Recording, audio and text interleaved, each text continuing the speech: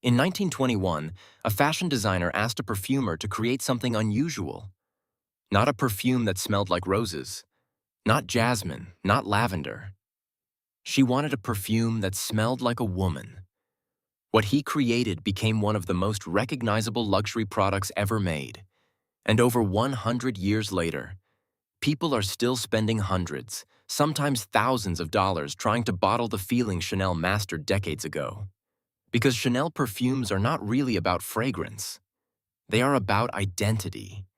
A version of yourself that smells richer, calmer, more attractive, more important. And the higher you climb in Chanel's fragrance world, the less these bottles feel like perfume, and the more they feel like social signals. So today, I'm breaking down the 7 levels of Chanel perfumes. From the fragrances almost everyone recognizes, to the ones so refined that most people will never even hear their names. Let's get into it. Level 1. Chance Eau Tendre. This is where a huge number of people enter Chanel for the first time. Soft fruit notes, light florals, pink bottle, around $100 to $150 depending on size. And psychologically, this fragrance is genius. Because Chance Eau Tendre does not smell intimidating. It smells approachable, clean, optimistic, like someone whose life is beginning to come together. This is the university student buying her first luxury fragrance after saving for months. The young professional spraying it before her first serious job interview. The guy buying a Chanel perfume gift while secretly praying he picked the correct bottle. And Chanel understands exactly what this fragrance is supposed to do. It creates aspiration without intimidation. Because true luxury brands never throw you directly into the deep end. They let you step inside gradually. And once people associate Chanel with confidence, they rarely leave. Level 2. Bleu de Chanel. This is where Chanel enters masculine status culture, and few fragrances have dominated modern men's luxury the way Bleu de Chanel has. Dark blue bottle, clean citrus opening, smooth woods underneath. Prices around $120 to $200. But none of that explains why it became so successful. Bleu de Chanel succeeded because it smells like controlled success. Not loud wealth, not nightclub attention. Controlled success. The startup founder whose calendar is full for the next 3 weeks. The lawyer walking through an airport at 6 a.m. looking strangely composed. The guy who wants to smell expensive without smelling like he tried too hard. That is Bleu de Chanel's entire identity. And online, this fragrance became almost a personality trait. Entire sections of the internet now treat Bleu de Chanel like the uniform of the high-value man. Which sounds ridiculous, until you realize Chanel quietly engineered the fragrance to create exactly that perception. Because luxury fragrances are not competing on smell alone. They are competing on image, and image scales beautifully. Level 3. Coco Mademoiselle. This is where Chanel shifts from elegance to glamour. Coco Mademoiselle is one of the most commercially successful women's fragrances ever created. Bright citrus, patchouli, warm sweetness underneath. Around $130 to $250 depending on concentration. And this fragrance changed the luxury perfume industry permanently. Because before Coco Mademoiselle, many classic luxury perfumes smelled mature, refined, elegant, sometimes almost intimidating. Then Chanel created something different. Luxury that felt youthful, confident, attractive.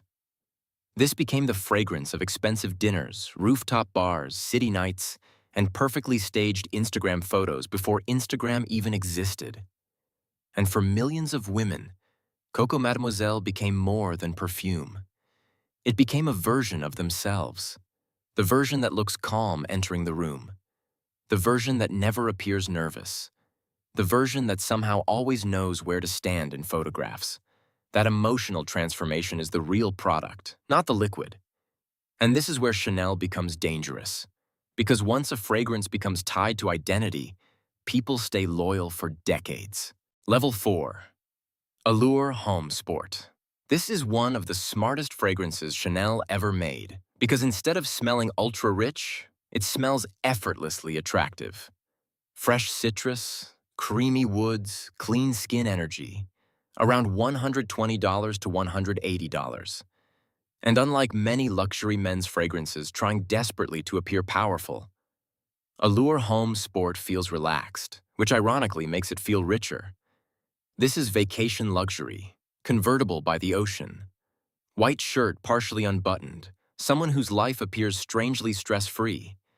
And that atmosphere matters because fragrance is emotional storytelling. Nobody buys Allure Homme Sport because they desperately need another smell.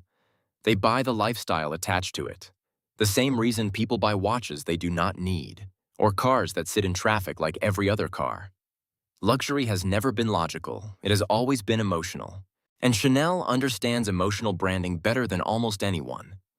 But after this level, the hierarchy changes, because now we move away from popularity and toward immortality.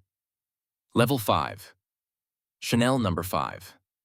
This is not just perfume anymore. This is cultural history. Chanel number 5. One of the most famous fragrances ever created. Worn by actresses, royalty, celebrities, and people who have never owned anything else from Chanel in their lives. And somehow, still instantly recognizable over a century later. That almost never happens in luxury. Most products disappear. Trends die. Tastes evolve. Chanel number 5 survived all of it because Chanel number 5 stopped behaving like fragrance decades ago. Now it behaves like mythology. And Chanel protected that mythology carefully. The minimalist bottle, the history, the association with femininity and sophistication. Even the famous quote from Marilyn Monroe about wearing nothing to bed except Chanel number 5 became part of the legend. At this level, people are no longer buying scent performance. They are buying participation in cultural history. But even Chanel number 5 is still technically mainstream. The real exclusivity begins above it. Level 6. Coromandel. This is where Chanel separates casual luxury buyers from fragrance people. Coromandel belongs to the Les Exclusifs collection. Minimal bottle, quiet branding, almost no mainstream advertising, and prices climbing toward $500 for larger bottles. This fragrance is not built for compliments from strangers. It is built for recognition from the right people. Warm amber, incense, patchouli, deep richness without shouting for attention. And this is where Chanel enters quiet luxury territory. Because the wealthiest people often stop wanting obvious status symbols. The giant logos disappear. The flashy branding fades away. And luxury becomes more about insider recognition. Someone wearing Coromandel is not trying to smell attractive to everyone in the room. They are signaling cultivated taste, which is a completely different category of status. And above this level, the audience becomes microscopic. Level 7. Sycomore. This is the untouchable level, not because it is the most expensive, because it is the least interested in impressing you. Sycomore is smoky woods, vetiver, earthiness, refinement stripped of excess, and the strange thing about Sycomore is this. The first time many people smell it, they do not even understand why it is luxurious. Because true high-end taste often becomes less obvious as it evolves. No sweetness begging for compliments, no loud projection filling elevators, just precision, balance, restraint. This is the fragrance equivalent of someone wealthy enough to stop proving they are wealthy. And that is why fragrance collectors love it. Because Sycomore represents the final evolution of luxury, confidence without performance. The irony of Chanel perfumes is this. At level 1, someone buys Chance Eau Tendre, hoping to feel more elegant. At level 7, someone wears Sycomore because they no longer need anyone else to notice. But both people are chasing the same thing. Transformation. The belief that scent can slightly alter how the world experiences you. Every fragrance company sells perfume. Chanel sells identity. And the higher you climb, the quieter that identity becomes. If this was useful, subscribe. I break down luxury, status, and hidden worlds the way they actually work, not the way the advertisement describes them.